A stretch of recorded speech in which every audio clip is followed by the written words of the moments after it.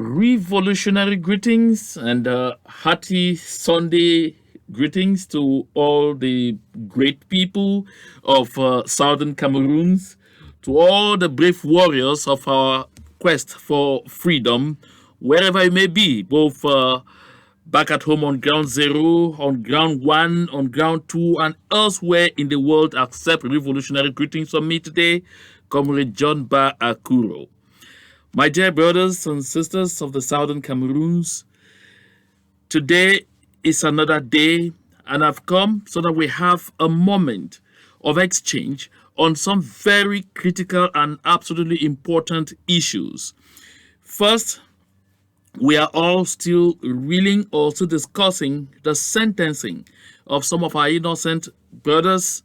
I say innocent because, from every indication, these people definitely did not know exactly what happened in Kumba in the school on that day, but they needed some people, they needed someone to, show up and claim that investigations have been conducted and the matter is closed. Because we all know that those who are responsible for that act in Kumba are Mr. Paul Biya scouts.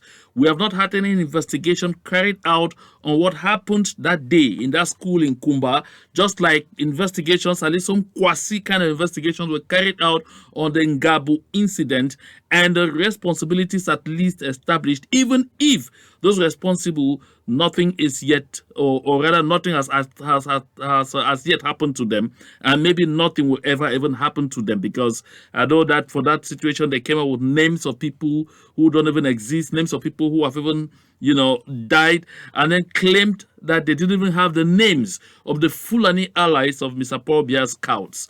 So we are going to address that particular issue within the framework of this broadcast. And then also, after the the fall of Alpha Condé in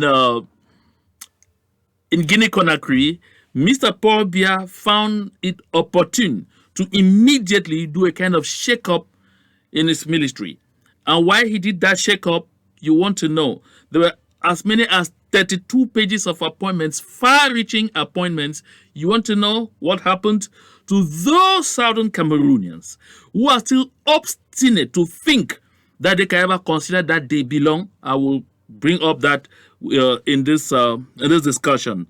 And my dear brothers and sisters of the Southern Cameroons, before I move further, don't forget that today is September 12th, Sunday, September 12th. But yesterday was Saturday, September 11th.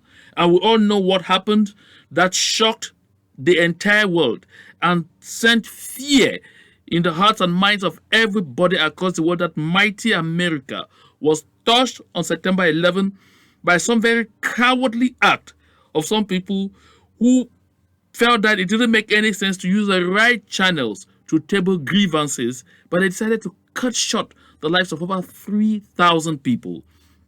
So the people of the United States of America, and the entire global community has been commemorating this day, has been remembering the memories of those, both those who were in the buildings, in the Twin Towers in New York, those who were in the aircraft that had to land on the Pentagon, and even those first responders, firefighters that went in, and some of them who ended up also perishing. Their memories, are being remembered at this point. And so, I join my voice to those of all the actors, the entire world community, to pay respects to those who fell on that day.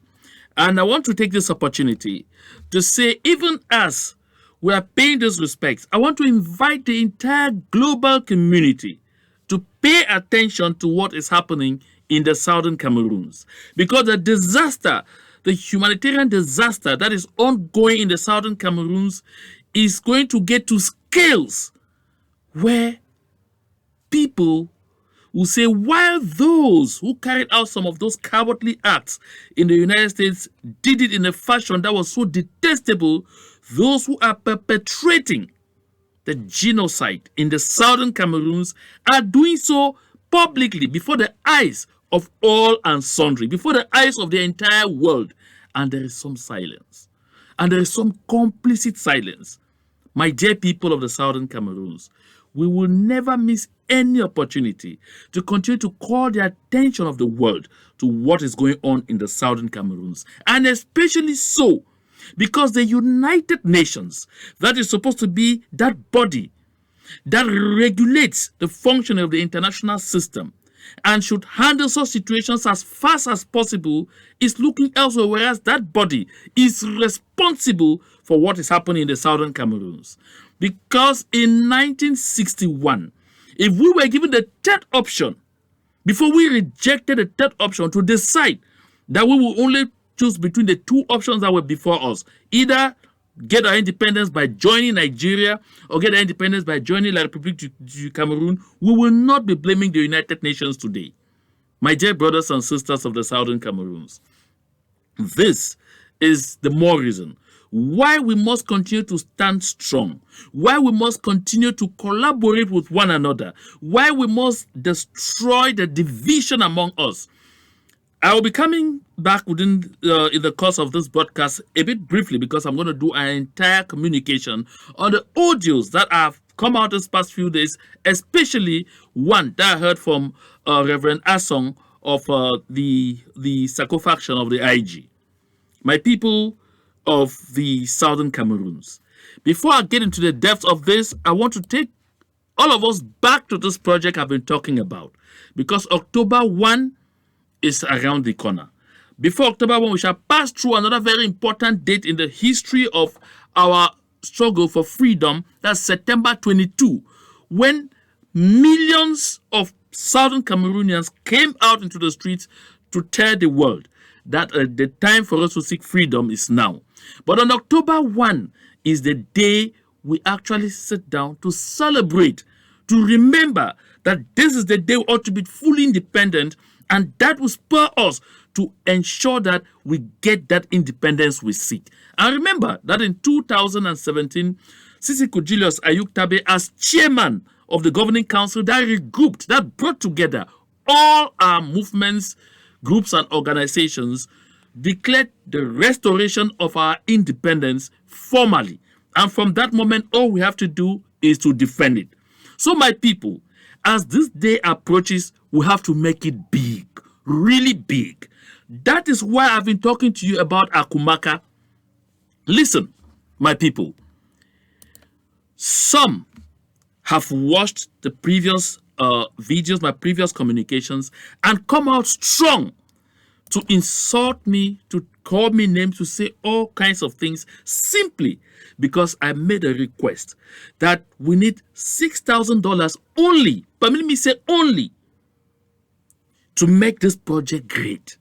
Listen, before long, by the time it's October 1 and after, a lot of you will be wanting to associate yourself to Akumaka. But this is the time to make it first a reality. My dear brothers and sisters of the Southern Cameroons, I have become very immune to insults. Insults don't mean a thing to me anymore. But I want you, and I want to authorize all of those who have a lot of insults for me.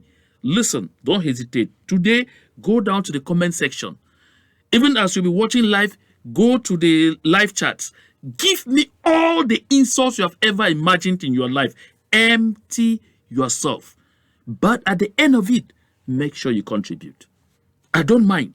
Insult me thoroughly, but bring in that contribution. I want to make this clear here, because sometimes people just say, oh, what this morning people keep asking. I wonder how often I come here to ask for contributions.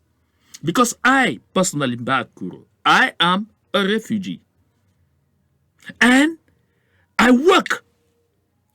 I contribute at least, if it's so bad in 1 month, at least $500. If it's too bad in 1 month. So, I don't only talk, I take action. I work to make sure I contribute to keep the struggle alive. When you look at this studio that I'm broadcasting in, others have had to come to you to raise funds, tens of thousands of dollars to erect those studios. I didn't come to you. I did this. I worked very hard, got the money to establish this studio so that we can communicate together seamlessly, my dear people of the Southern Cameroons. So we should continue to motivate each other to ensure that we attain our objective of freedom. I didn't come to Asori because I could do it. Listen, what I want us to understand is, besides having to work sometimes long hours, do a lot of side jobs because I want to raise money and contribute.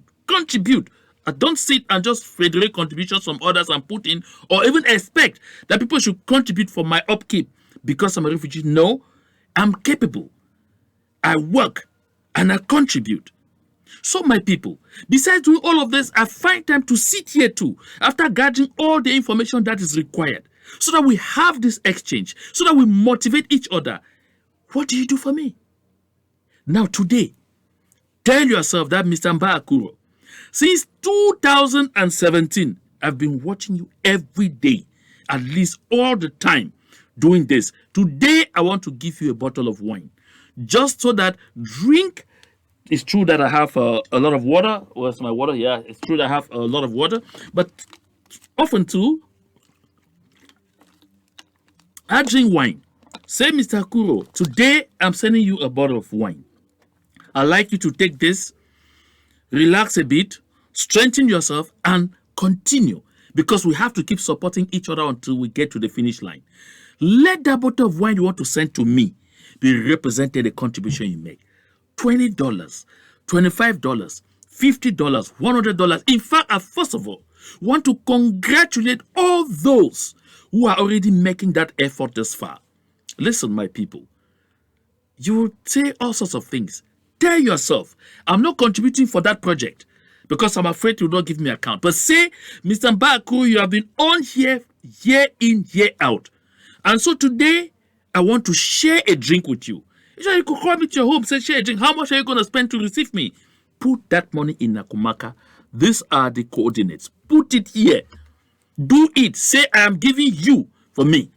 So you have Zelle, you have PayPal, you have the bank account. You can drop the money there directly. And you can even Cash App. The Cash App will come to my personal Cash App because we have not had time to establish Cash App yet for the bank account. It will get to me and I will channel it. My dear people, listen. At other times, I have come here, strained, raised some of these critical issues, talked about some of these big projects, and I was insulted. But when the projects come, because a lot of them are projects I don't come back here to talk about. No. Once Akumaka begins, you never hear me talk about Akumaka anymore. But there are people who will come and tell you they were even the origin of Akumaka. Of course. And when you mention my name again, you say, no, don't even mention who is he. He doesn't even know anything about it. That's just like I've raised issues a lot of time to say, this path we are going is a path of perdition. And they insulted me. But suddenly when some people think that, oh no, truly it was wrong, and they come to talk about it, it becomes that, no, this man or this group, they always have the right, they always say the right things. My people, I'm not afraid of those tones. Listen, there is this gentleman that I like a lot, George Orwell. He says, the further a society drifts from truth, the more it will hate those who speak it. Listen, it's George Orwell saying it, not me. That the further a society drifts from truth, the more it will hate those who speak it. I want to be very clear here and honest. I will always tell you the color of the thing that I see. Even if you throw me all kinds of stones. I did that on December 25, 2017, when I talked about the need for strong institutions and not strong men and women. I received stones until, but today the same people are saying it was the wrong thing to have been done. Listen, this is not the subject matter of this conversation. But the subject matter of this conversation is that Akumaka is the next big thing you'll be hearing about in the next few days. This is the time for you to be proud, to hit your chest that I contributed in making it possible. Contribute in the form of saying you are offering me a drink because I come on every other day and even entertain you. If you watch it just in terms of entertainment, it takes time, it takes energy, it takes sacrifice, it also takes money for me to do this regularly. So tell yourself, Mr. Akuru, I want to gratify you today for what you have been doing. and give me the form of Akumaka because I want to take it and give it back. To take and give it back. So, my dear people of the Southern Cameroons, while you are getting ready or preparing, because I know and I wish that you do it today. As you watch this video, pick your phone. If it is Zelle, you are sending, send Zelle. If it is PayPal, you are sending, send me PayPal. If it is Cash App, you are saying, send me Cash App. I like to see it because this money must have to be in, all of it, by September 20 to enable us to do what we want to do. Don't let me come tomorrow and give excuses that we failed to bring Akumaka to fruition because you failed to assist us. You failed to assist me, who is the face of this project talking to you now. Because you failed to offer me a glass of wine. Because you failed to offer me a shot of whiskey. Offer me that shot of whiskey today in appreciation of, at least, if you call it an entertainment, this entertainment that I bring to you. Or even the gibberish that I bring, generating you to have at least the way to get the insults out of yourself. I mean, to the gas, to get the insult out of yourself and feel free and relaxed. My people, we shall build the Southern Cameroons by being selfless, by being determined, and by working together. Now, I will come back to a few things that still have to do with the Southern Cameroons on truth and other issues. But let me go straight, first of all, to one of the issues that we're talking about today. You see, I have said here a good lot of times that the people of the Southern Cameroons need to begin thinking of closing in together. That we need to begin thinking seriously of working together. That we need to begin thinking seriously of the need to sink our differences, our misunderstandings. That we need to promote cohesion, understanding, and total synergy among our people everywhere, especially our people on ground zero. Because opportunity is on the way. I say it every day.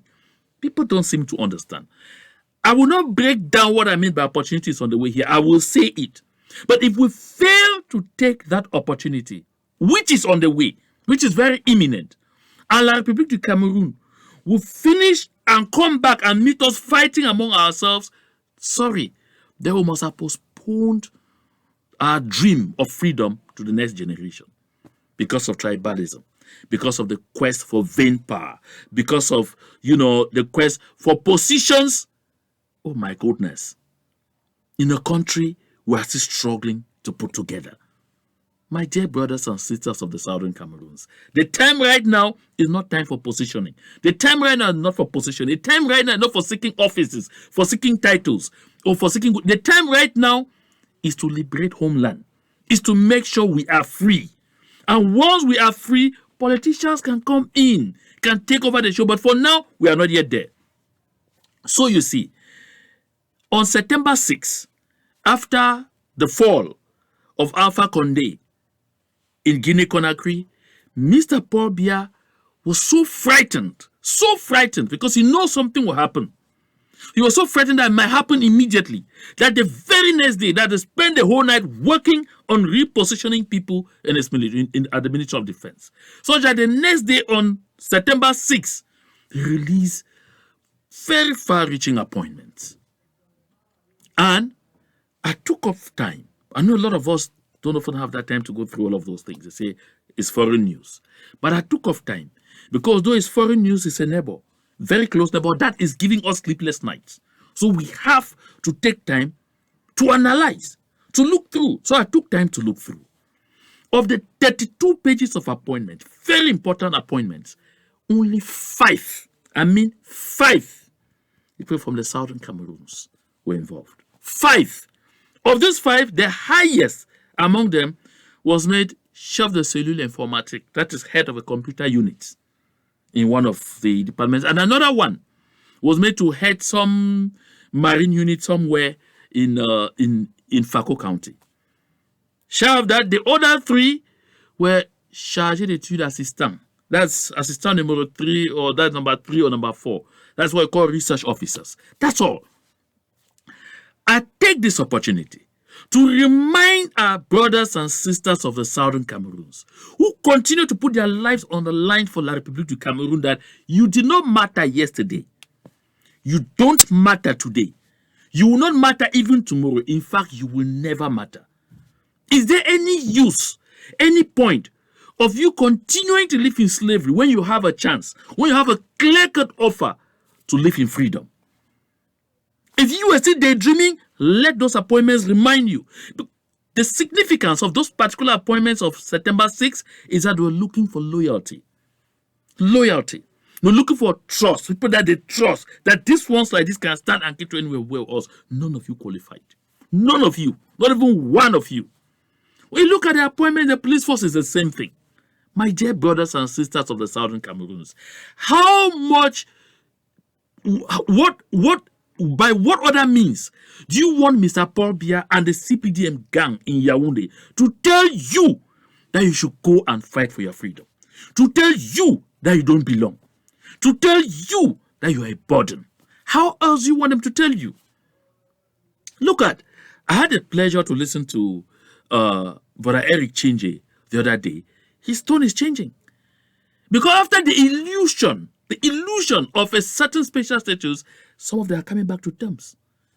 You also listen to yourself. That's someone who calls himself the chairman of the Northwest, the Northwest Chiefs Conference, programmed a tour that was a peace tour and was asked to cancel it the very next day because they are puppets. This takes me back to the statement I've made here always, ever so often. That anytime you settle for less than you deserve, you end up with less than you settled for. That is why from day one, I've told Southern Cameroonians, don't settle for anything less than absolute independence, because that is what we deserve. Anything called federalism or something called, whether confederation and all of those things no, there are shortcuts to remaining back into slavery. We shouldn't try to do it that we're doing it in a two-step approach. We should do it once. Because after 6 decades of suffering, of slavery and servitude, it should dawn on us that these people will never change. By the way, Mr. Paul Biya said it with his own lips that he is already the change you seek. So asking for any change is like you want to change. So what are you expecting therefore to come from that system? Absolutely nothing. Shy of just allowing yourself to be humiliated like this by day and by night. They remind you every day, yet we still think that no, they may have a change of mind somewhere. You still keep daydreaming that there may be a change of mind somewhere. Just take a look at this old woman. Look at this Professor Ufe Chinjemelo. I even feel so sad calling her Professor Ufe Chinjemelo. This is what they reduce you to. For you at least to earn some little position, you have to be reduced to this. That says, I'm just thanking the head of state who has given us this opportunity to come out and cry for our children. Professor Ufe Chinjemelo. Speaking on national television, on Cameroon Calling. Professor Ufe Chinjemelo. Thank him, Mr. Paul, for giving him the opportunity to come out and cry for their children. Which means even your lost one who passed away, you have to get the grace, in quotes, from Mr. Paul Biya to mourn them. That is what you get when you decide to settle for less than you deserve. That is what you get. Soon, you hear some of them come out and say, we want to thank Mr. Paul Biya for allowing me to have an intimate moment with my husband or with my wife. It will not be superfluous. Because when we said this thing before, I said this on CRTV a good number of years before that, we were getting to the level where we become folklore. People thought we were kidding. Did anyone dream, that we'll get to this kind of point where a whole university professor, who is rector, of what you call vice chancellor, will say she's thanking the head of state for giving her the opportunity to come out and mourn for her children? Did anyone expect that the ridicule will be brought right to this level? No, nobody expected it. Let's gloss over it, my people, and talk about this sentencing to death of our compatriots, of our brothers, of our younger brothers in Biya. The first question I ask myself is, I'm wondering, for something as sensitive as the incident that happened at the school in Kumba where children's lives were cut short, why did they keep these people in Biya? Why did they keep them in Biya?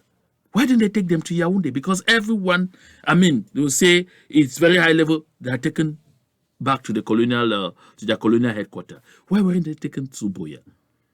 Because this was a kind of cook-up, a serious cook-up. No investigation has been carried out regarding what happened in Kumba thoroughly to come out with any findings. At least Ngabu, they put in place some quasi-commission of inquiry, and because the evidence was so overwhelming, they had to come out and admit that Mr. Paul Biya's scouts were responsible, along with some allies from the Fulanis. But until today, we have not gotten the names of the Fulani allies. And even the names of the scouts that were proposed, that were, published, in-depth research demonstrated that at least 2 or 3 of them were even people who had long deceased. What has happened to those in the chain of command who definitely dished out the instructions? Have they been sentenced to death by firing squad? No. But this involved 23 people with a pregnant woman and children whose lives were cut short and roasted alive. My dear people of the Southern Cameroons, this sentencing is another wake-up bell. Because they have tried, they have kept touching the grounds. They have kept touching the grounds and going. And they noticed that, yes, each time they touch, they move 1 inch, we don't do anything, so they keep moving. That's how they started, by giving people who simply went out to protest the bad state of roads in Bamenda. I'm talking here of Mancho Bibixi, 13, 15 years. And we will say, oh my goodness, anyway, there's a limit. That's how they moved on from there. And then Sisi Kwayuk Tabi and others said, for life. We say, oh, okay, it's for life. So at least they are there for life. Now they have moved to the next stage, to death sentence by firing squad. What else would they not do? My people, this is one provocation too much that must touch even the most hardened souls and spirits. To understand that we are getting to the level where they may soon start organizing gas chambers. Don't be surprised if we get there. Because when they keep touching the grounds and it's soft and they're moving, touching the ground and it's soft and they're moving, and you're sitting there and saying, no, I will not be involved, I will not contribute, I will not do anything because they have not yet reached my family. They will get to you. They will get to you. They will. Because they keep touching the ground and it's soft and they keep moving in. They keep inching in, inching in, inching in until you get to a point where even you yourself start saying, had I known, or I started acting earlier. But you didn't. Because I've just mentioned what has happened to those who are involved with the Ngabu incident on February 14 on Valentine's Day, 2020. What has happened with those who cut short the life of a 4-month-old baby in Muyoka? What has happened? What has happened to those whom the Cameroon government first of all started by denying completely that those people who did that thing, those women with babies strapped to their backs in the far north were not Cameroonian scouts, they were those from Mali. But finally, when the evidence became overwhelming, they accepted and said they had rounded up those culprits. Where are they? Where have they been tried? Where have they been sentenced? Nothing has happened to them. Oh, the death sentence by firing squad doesn't concern those kind of people because they are nobles, because they are citizens of La République du Cameroon, and we are not. This should be a wake-up bell. These examples abound, and I can take a lot of our time just citing them, but it wouldn't help, because this is a sacrosanct truth that we should bear in our minds, my people of the Southern Cameroons. If these issues don't spur you to action, then something is definitely wrong with you. Listen, in this struggle for freedom, we can't have 2 camps. No, it's only 1 camp. There's no them and us. Them and us are those who have decided to be allies of the oppressor. But all of us who are not allies of the oppressor are one people. And it makes a lot of sense for us to all bond together. You can't afford to be tired now. You can't afford to say, I'm just withdrawing, then I watch. That who should do it? All hands have to be on deck because we have to get there. Those who are offering their lives that will be free are doing their utmost best. We see them pay the ultimate price daily. Our civilian population on the ground in the southern Cameroons have decided voluntarily to keep away from the stretch of road Bamenda Bali, right to Ekok, simply because they have understood the message that it will seriously impact the cost of occupation on the occupier. There is no roadblock. There's nothing. Nobody stands on that road. There's no checkpoint on that road stopping anybody from going there. But our people don't go there. That's the sacrifice. We saw the same thing on the road between Bambili and Fundong. We saw it. When they had removed all the vehicles that were parked on the roads, nobody has gone there. That's a message that our people say we understand the sacrifice we must make because freedom is not free. Yet, some of us are busy investing our money, building houses, doing investments. Some even are across in the Republic du Cameroon and all of those things, thinking, no, let me continue setting my things. Listen, brother and sister, this moment now is for us to put in our all and shorten the time lapse that we still have in the wilderness so we can get home the fastest possible. When all hands come on deck, we will do it fast. Don't stay in the background and be saying that there are picked some charlatans from nowhere to come in. Charlatans come in to occupy the gap that you left open. Those who are in now fighting and all, call them names, call them jobless, whatever, call them, all idle people who just jump in. Those are names that you are calling them. But come in with your input. We can all change things. We can all make things work the way we want them to work. If you who are knowledgeable, you stay you aloof because you are afraid of those insults that some of us are receiving every day. You just heard me say it here a while ago. Come here. Even you who are running away from this insult, come and contribute. Come here, insult me thoroughly. Call me names too. Call me even idle. Call me even an illiterate. Call me anything. But by all means, put in that contribution. I have one objective. What is interesting to me is to have a free southern Cameroons, a place I can call home. I finally say, this is my country. This country is where we are, the United States of America, a lot of those Western European countries.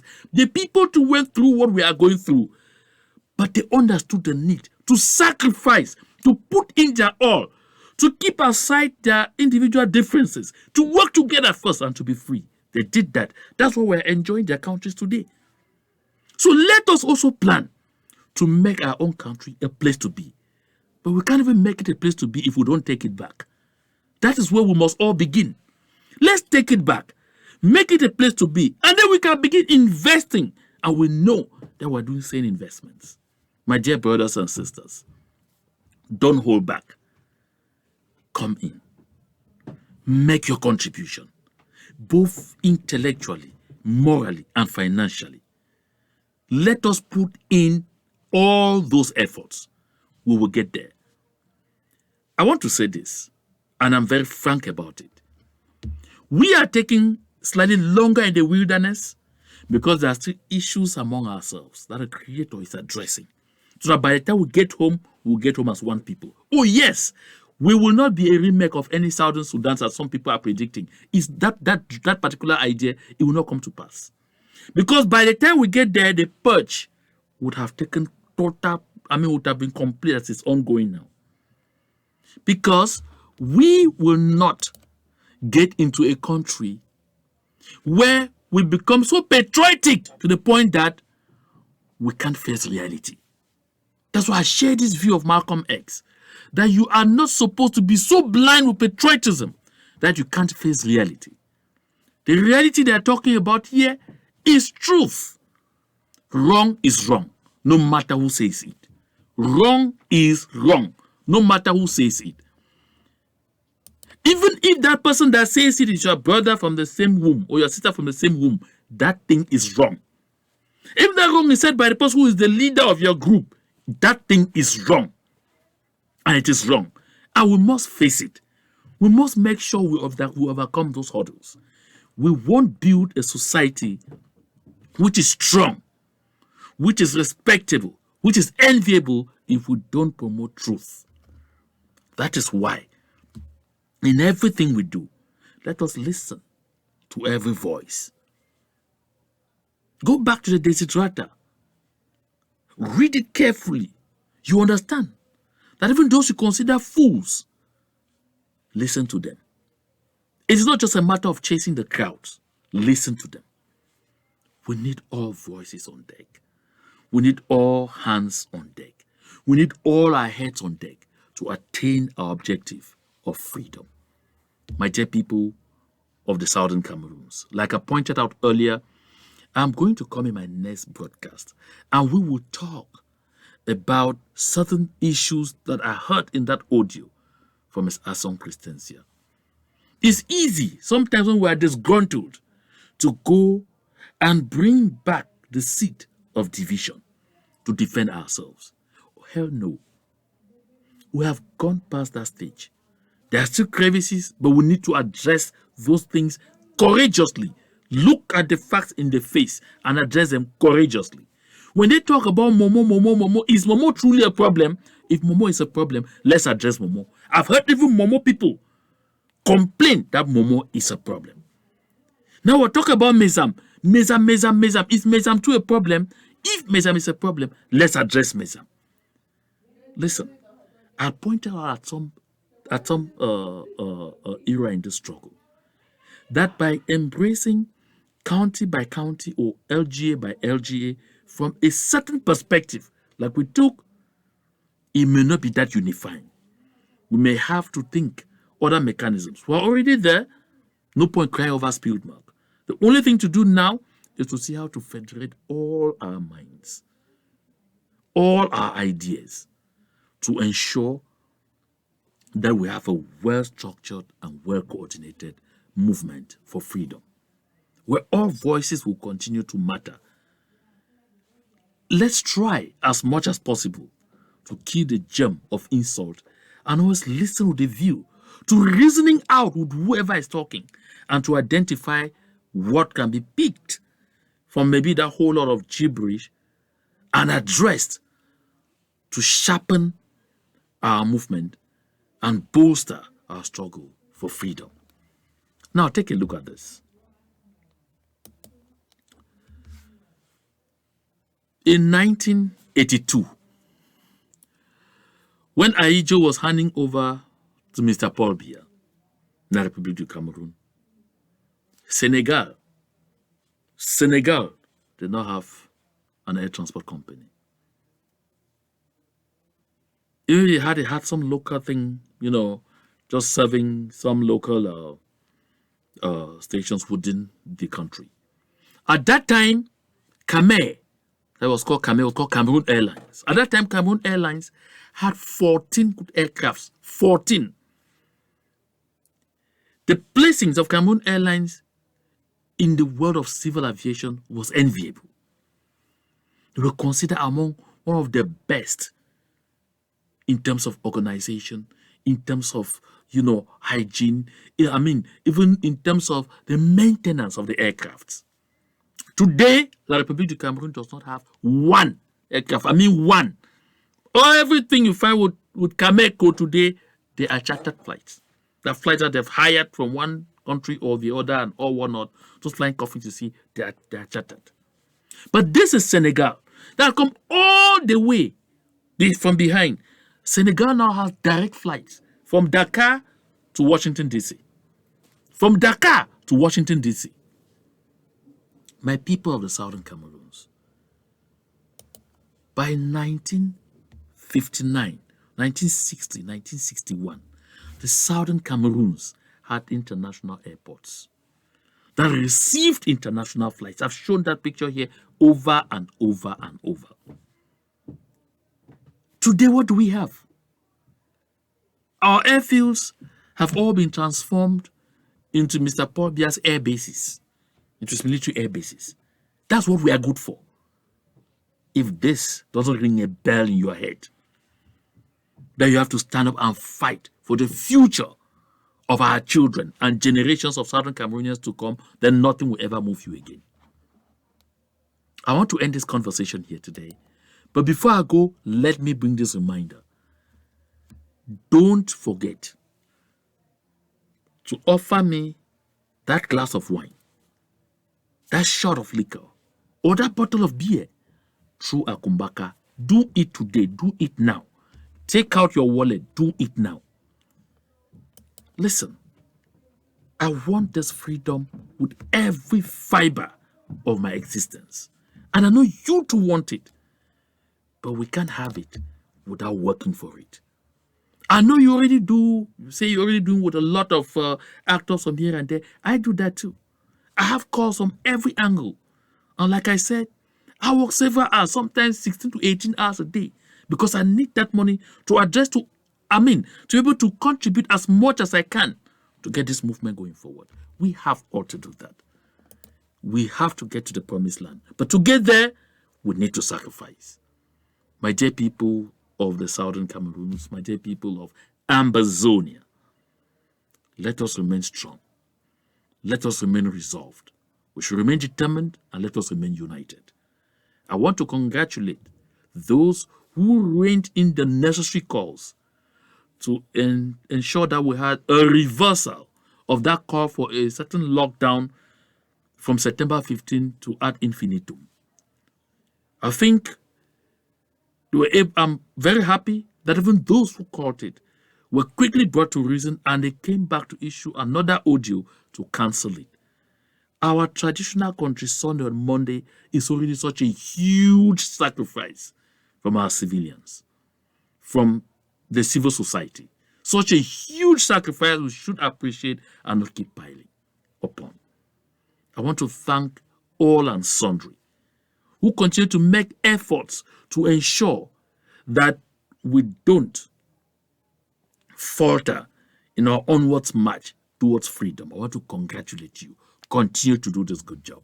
And as I always say, as I close up, that to God and to Him alone be all the glory. In my next broadcast, we will talk elaborately about what I raised. And there are some developments at the Douala seaport that will interest us very seriously. Those two items will be the subject matter of my next communication. Enjoy the rest of your Sunday.